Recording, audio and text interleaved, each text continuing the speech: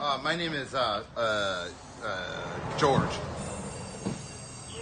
alright. George, as my boarding agent just said, your business was flagged due to inconsistent or inaccurate input. Oh wow, you mean like? All the online directories. Oh, hold on. I have another phone call coming on. Hold on, just a second, okay? Just don't turn your phone off. Okay.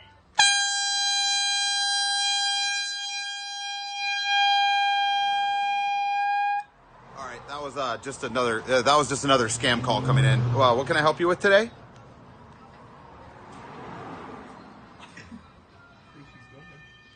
Hello, sir?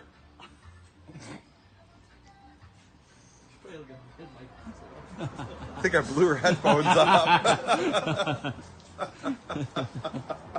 I like how you call her sir. Oh, yeah. Oh, yeah. Oh, yeah.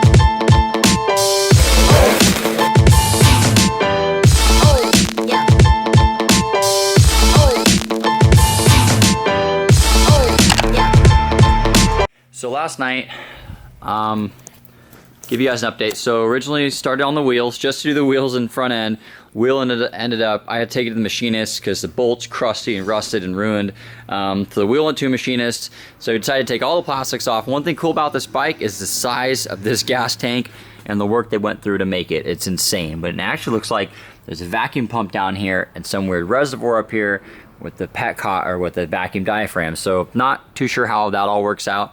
Also noticed I had a giant crack in this manifold as well. So had a huge air leak on there, tiny little Delorto 20. I think it's a 20 or 21. Also, the subframe is completely ruined. The bushings themselves are totally shot. So need to source some new subframe there because it's wrecked as well. Not super thrilled. I mean, it is what it is, but it's kind of a bummer. So the ignition switch, which I took apart, which is somewhere down here. I'm not gonna pull it out. Ignition switch is totally rusty and crusty. It's ruined, so I need a new ignition switch. I need new clips. I need a new subframe. I need, and obviously the engine stuff's getting done. So today my plan is to take off the motor. I'm gonna take the whole chassis off, take this whole thing off. This is not how I wanted it in the lift, but this is how it worked out because I started on the front end work with the wheel, and so it's kind of backwards. But anyways, I'm gonna take the whole frame and everything off this lift. I'm gonna take the motor down. I'm gonna start taking the motor apart because the cylinder I'm guessing will be here in about 3-4 weeks. I'm gonna get the wheels powder coated, so I may as well just start the process now because it's been reduced to rubble. Okay, Bruce, I'm here back with my associate. I'm just going to patch you up real quick. Okay. I'd just like to tell you the cash out amount I was going to offer you, it could be around $40,000. Would that work for you? Hell yeah, it'd work. You know how many fly honeys I get with a car? 40 grand? Yes, you can. That's all your money. Let me hear you say it. I want to hear you say fly honeys. Bye, honey. All right. Let's go. Let's do this. Okay. All right, guys, so we've got the Gilera motor out. I'll take you around the corner and show you where it stands. Or I should say I've got the motor out with the cylinder removed. So the next step here obviously is to split the motor. I'm not even gonna mess with the back half right now because I don't really need to. So show you guys what you're gonna run into if you run across these motors. So get this belt out of the way here. On the variator side, what you have here is a cable-driven oil pump, or controlled. So the more cable goes through here, it pulls on here and it changes the rate of how much oil goes into the motor. And behind here, it's hard to see, there's a belt. That belt wraps around a gear in here to spin the oil pump. It also goes through the block here and turns a water pump. So that's how Piaggios work. So this plate has to come off, all this unit has to come off, and then obviously we've got the cylinder off. That's a no-brainer. So over here, we've got the flywheel off. We've got this off here for the coolant line, and then we have the pickup off as well. So I'm going to take off the stator, and then we're going to split this motor in half, install a new crank. So we've got the Gilera runner cylinder off here. I'm going to show you some super ghetto things I found out. So if you look at these marks here, okay, that's marks from your hone, when you hone the cylinder out, or when they come from the factory. It's called cross hatching, and it's supposed to be angular in a certain pattern to provide the proper seal, having your ring seat. So you can see here, somebody did a totally whack job. I don't know if they used sandpaper or God knows what they used, pardon my French, but it's not consistent. It's just completely backwards and wrong, and I'm surprised this bike ran properly, but it's probably gonna wear premature as well. So you can see that the angles are all wrong. They're curved and twisted. Some are deeper than others. You can see right there. So that's ghetto. That's a hack job there. The other thing I noticed, and when you guys take cylinders apart, things to look for is this is wet on top and bottom. So this gasket was leaking. So there was definitely a leak on this bike, and see how it's all wet here. Kind of hard to see in the picture, but there was a leak, and it was just, so yeah. So there was a leak on the base gasket on this bike as well. So to give you an idea, this is Chris's used cylinder. I think he has 2,500 miles. Let me try to get in the light. So see if we can even see the cross hatching on this bike, on this cylinder. Okay, so yeah, it's uniform like that. That's done from the factory, and that's done right. So if you're gonna rebuild your bike or hone your cylinder, okay, anytime you do new rings, you need to hone your cylinder as well, a cast iron cylinder. You can't hone an aluminum one. So when you do your rings, you need to do this, right? So take it to a machine shop, because you don't want to be this guy, because this is just a wreck. And again, it's gonna wear fast. It's probably gonna wreck the rings and whatnot too. So really, really poor job. You can really see it right there. Somebody went to town with a piece of sandpaper on this. So thankfully, that's going away. What I've got now is the PM Tuning PM59 exhaust. So this is their high-end exhaust. This is a race exhaust, it's my understanding. So I can't say I'm really impressed with it. The finish is really pretty bland. The bum part about this is you buy the pipe. My cost on this pipe, I believe, just for this section and the flange, which the flange I had to take and send to a machinist because it's way too small. It's like 25 millimeters, it needs to be 34. So that's got sent out to that one to send out to a machinist, which is again kind of silly. But this, I think my cost on all this was like $500. So retail, I think they're $650 or something like that. I don't know. It's pretty crazy. But anyways, it's not really anything super impressive. I mean, it's greasy, which is fine. They put oil on it. But the one silly thing is they don't sell the silencer with it. You have to buy this separately, which is a bummer. Silencer's nice. They have a few different finishes to that. But and then the other thing is, this is a torsion arm. So what this does is this connects to the exhaust, and this connects to the wheel. So what this is going to do, this is going to give some more additional support to the motor as well. So that's a pretty nice piece. There's some other parts and some hardware and stuff that goes with it as well. But we'll go ahead and walk over here. That's my bin of the parts I've been collecting for this bike, excuse me. The carbon fiber, yeah, okay, so bear with me. We're packed full of bikes here. Carbon fiber fairings and stuff I'm hoping are here today. But where this sits now is I've got the cases split on this guy.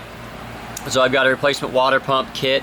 So it's going to replace this entire water pump, all the seals and bushings and stuff. They don't really feel that good. So I'm going to replace it all, of course. What we also have is we've got new bushings. I've got new motor mount bushings here as well, which are going to be nice because these guys are pretty tore up from the floor up. And then I've got new bushings and a bunch of new parts for the subframe as well, because those are pretty wrecked. What else we got here? There's our cute little water pump rebuild kit guy right there. We're gonna put in. There's a water pump seal. I bought some extra parts, and this was missing some ignition pieces too, so I got some ignition clips. And then that's the this kind of weird, funky dampening bushing in here as well I'm going to replace.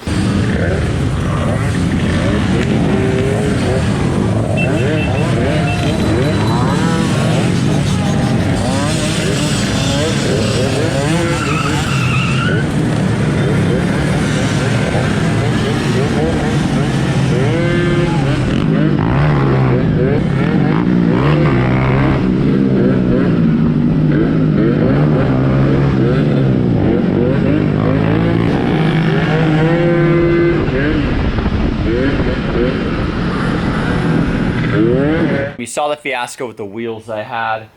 Luckily I was able to take the front wheel to my machinist, and he went ahead and fixed all these threads. Had to, I don't know if they have special tools and they're good at what they do. I believe he put on a CNC and basically had to drill out and rethread all those holes. Somehow it was the same thread pitch and size. It worked out well. So really happy about that. It's just a nice kind of an electric blue here. This is just done by a shop actually about a half a mile from here, so it worked out really good. Got the forks on. That's all complete. The fender's kind of mocked up. I need a couple extra straps here, but I actually like the fender on it. The fairings, I'm on the fence about. I don't like this middle piece at all. These are aftermarket fairings because my stock ones are kind of rough. Like example, this is the nose.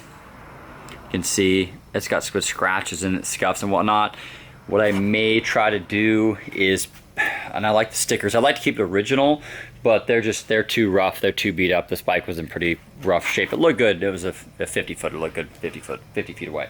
So I may take these and this winter take all the stickers off, have them sanded and paint them all. This piece I'm actually probably gonna get wrapped in carbon. I found a couple of companies that will do overlay in carbon. It's not exactly real, I mean it's real carbon, but it's actually overlay rather than not. So these fairings are aftermarket.